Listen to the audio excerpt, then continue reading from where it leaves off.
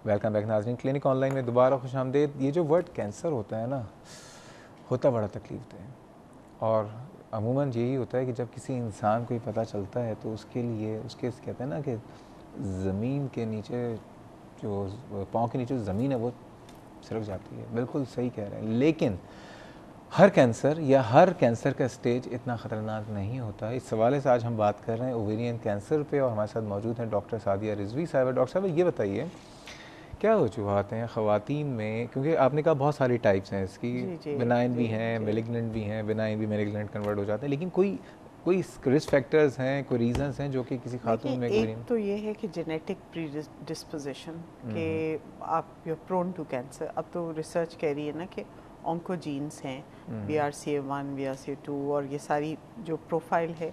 अच्छा, इसको सिंप्लीफाई करते हैं, हमारे पास नहीं इसको सिंप्लीफाई करते हैं कि अगर किसी की फैमिली में है, तो अगर किसी की वालदा को है तो क्या उसकी बेटियों को ज़रूरी है कि ज़रूरी होगा? नहीं, नॉट नेसेसरीली, बट उनकी बेटियों को फॉलो अप और स्क्रीनिंग और रेगुलर चेकअप ज़रूरी है। ओके। अगर माँ को है या बहन को है तो यू आर एट, या माँ को नहीं है लेकिन नानी को था तो लेसर रिस्क है, बट स्टिल उनको। अच्छा, एक तो ये बड़ा मसला है, जो नानी दादी का ज़माना था उस ज़माने में तो पता ही नहीं चलता था ना कि एक्चुअल था क्या। जी जी।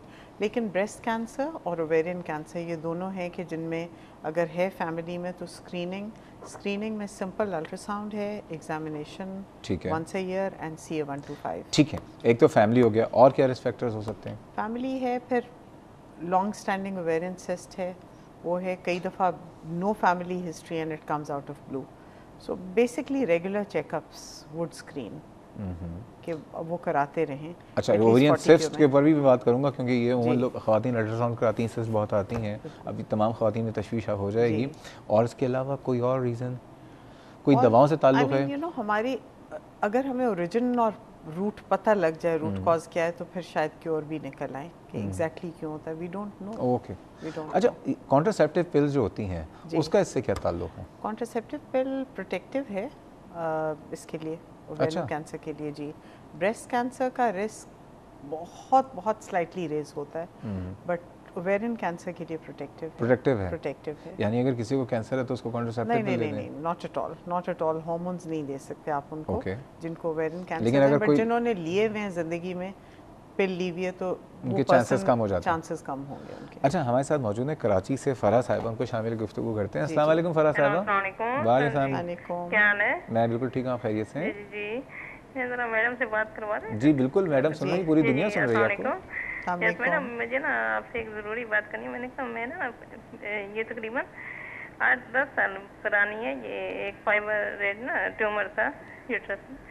तो उसके बाद अब पता क्या होता है कि मैं ना अभी जाके जब जैसे मेंसेस आने से पहले थोड़ी बदहज़मी होती है, उसके बाद जब मेंसेस हो जाते हैं उसके बाद बहुत ज़्यादा तेज़ाबियत सी होती है, जैसे एक दिन के लिए मोशन लग गए और बदहज़मी होती है, एक हफ्ता रहती है। और उसके बाद ना जब यूरियन में भी होता है, ऐसे जलन होती है और मुंह भी यकदम ना पक जाती है, ज़ुबान छोटे छोटे दाने से आ जाते हैं। ठीक है, ये मैं कहती हूँ क्या चीज़ होगी? ठीक है, ये फाइब्रॉइड हुआ था आपको? जी जी। अच्छा, अभी काम करें, आपके सवाल को हम लॉक कर रहे हैं और आपके सवाल को आप, ठीक है, आप बहुत शुक्रिया, आपके सवाल का जवाब देते हैं, लेकिन जवाब देंगे प्रोग्राम के। जी सर। जी ठीक है जी, बहुत शुक्रिया। अभी इनके सवाल को लॉक कर ले रहे हैं। इनको फाइब्रॉइड हुआ तो उसके बाद ये मल्टीपल इनको सिम्टम्स हो रहे हैं, यूरिन इन्फेक्शन हुआ एंड व्हाट्सोएवर कॉन्स्टिपेशन रहा है। ठीक है, तो प्रोग्राम के एंड में इस टॉपिक होने के बाद इसको डिस्कस कर लेंगे। डॉक्टर साहब ये बताइए कि अमूमन अल्ट्रासाउंड जब कराते हैं, आपने कहा ओवेरियन सिस्ट, जी, ओवरी में सिस्ट बड़ी कॉमन सी चीज़ होती है, अमूमन ख़वातीन बड़ी तशवीश में आ जाती हैं कि अल्ट्रासाउंड कभी रूटीनली करवाया उसमें सिस्ट आई, क्या हर सिस्ट कैंसर बन सकती है? Not necessarily, not at all. और हर सिस्ट को निकालना भी ज़रूरी नहीं है। ओके, हर सिस्ट को निकालना ज़रूरी नहीं है। आपको सिस्ट होती क्या है? ये सिस्ट होता है कि it is a water field या फ्लूइड फिल्ड स्ट्रक्चर, बलून की तरह ओवरी के साथ अटैच हो जाता है और बनता ओवरी में से ही है ले पर्सन के लिए। कुछ सिस्ट जो निकालने की ज़रूरत है कि अगर उनका साइज़ बड़ा हो या उनमें सॉलिड एलिमेंट हो, वो साइज़ में कितने सेंटीमीटर या 5 सेंटीमीटर और मोर, 5 सेंटीमीटर से अबव हो तो उसको निकालने की, उसको ड्रेन नहीं कर सकते? ड्रेन करेंगे तो जो लाइनिंग है वही तो फ्लूइड प्रोड्यूस कर रही है और लाइनिंग रहेगी तो वो फिर बन जाएगी, वो लाइनिंग फिर फ्लूइड बनाएगी। एक वो सिस्ट के जो बड़ी है, दूसरा जिसमें सॉलिड एलिमेंट हैं कि सॉलिड पार्ट्स अल्ट्रासाउंड पे नज़र आ रहे हैं, तीसरा ट्यूमर मार्कर अगर रेज हुआ हुआ है, या फिर उसमें सिस्ट में पार्टीशंस हैं बहुत सारी, यूनिलॉक्यूलेटेड क्लियर फ्लूइड वाली है, या उसमें पार्टीशंस हैं कि 3-4 सेक्शंस हैं, या फिर एंडोमेट्रियोसिस है कि उन्हें डार्क थिक ब्लड का शेडो नज़र आ रहा है, तो वो सिस्ट निकलनी चाहिए। बिकॉज एंडोमेट्रियोटिक सिस्ट जो हैं वो अगर पालते रहेंगे तो वो ओवरी को खाती जाएंगी और डिस्ट्रॉय करती जाएंगी, साइज बढ़ता जाएगा और ओवेरियन टिश्यू कम अच्छा, से कम ऐसी कौन सी सिस्ट हैं जो कि प्री कैंसरस कंडीशन हो सकती है? प्री कैंसरस हो सकती हैं जिनमें सॉलिड एलिमेंट है, मल्टीपल सेप्टेशंस हैं, और अगर कैप्सूल उनका इंटैक्ट है, और जिनमें tumour marker border line raised है।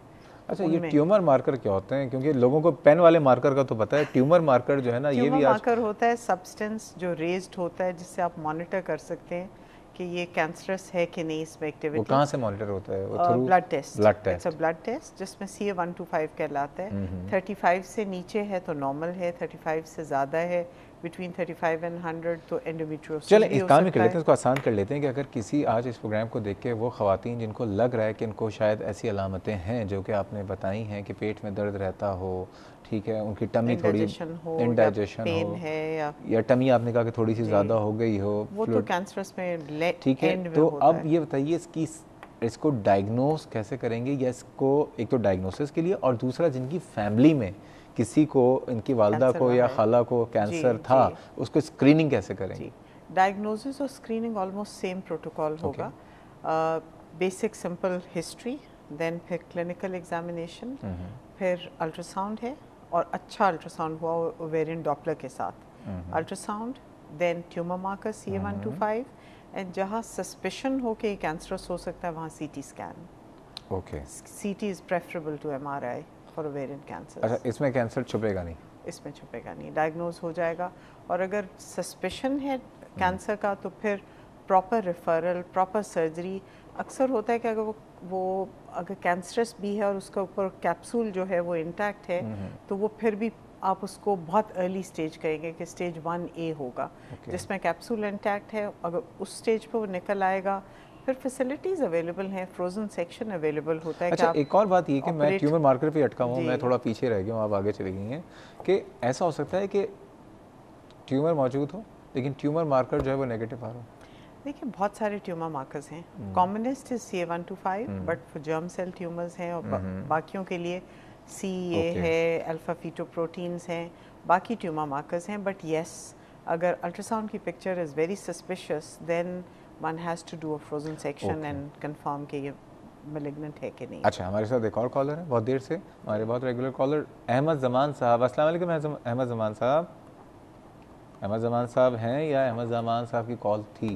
मेरे ख्याल में कॉल ड्रॉप हो चुकी। अस्सलाम वालेकुम। वालेकुम अस्सलाम जनाब, कैसे मिजाज हैं? अल्लाह का एहसान। बहुत माजरत, बहुत देर से आप होल्ड पे थे।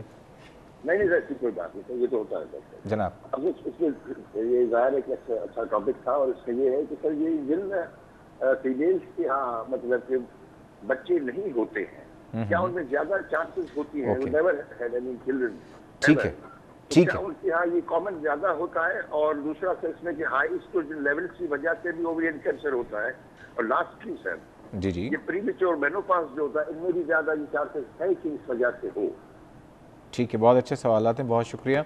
वो ख़वातीन, इसको मैं 2 सवाल कर लेता हूँ। एक तो वो ख़वातीन जिनकी शादी ना हुई हो, या दूसरी वो ख़वातीन जिनकी शादी हुई बच्चे ना हो, तो उनके चांसेस बढ़ जाते हैं ओवेरियन कैंसर? नहीं, ओवेरियन कैंसर के नहीं बढ़ते, यूट्राइन कैंसर का। ओके, सम इनफर्टाइल वुमेन जिनकी पॉलिसिस्टिक ओवरीज हैं या डायबिटिक हैं और बच्चे नहीं हुए, उनका थोड़ा सा स्लाइटली रेज चांस होता है, लेकिन ओवेरियन में कोई खास फर्क। और व्हाट अबाउट द प्रीमेच्योर या अर्ली मेनोपॉज?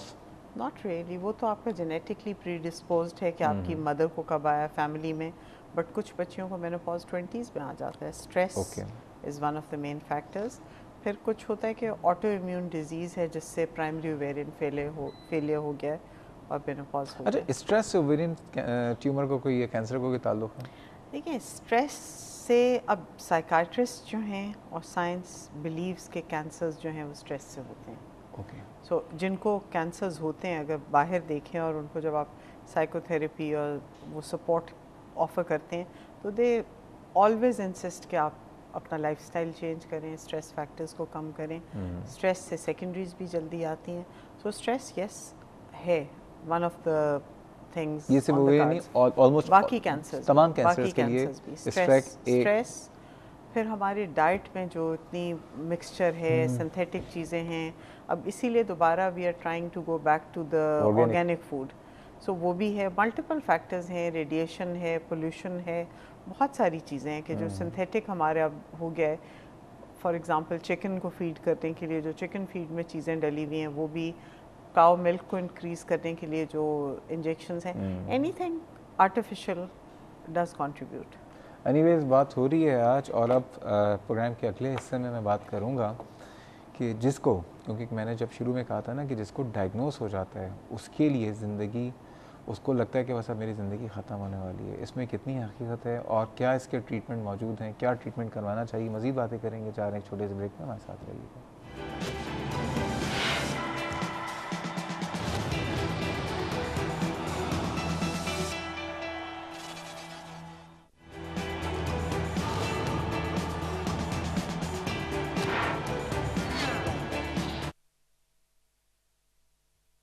आज हम लोग हैं जिन्होंने कैंसर सर्जरी की ट्रेनिंग की हुई है, बाकी सारा कराची कर रहे हैं। कैंसर होता है, इतना सा निकालते हैं, बंद कर देते हैं,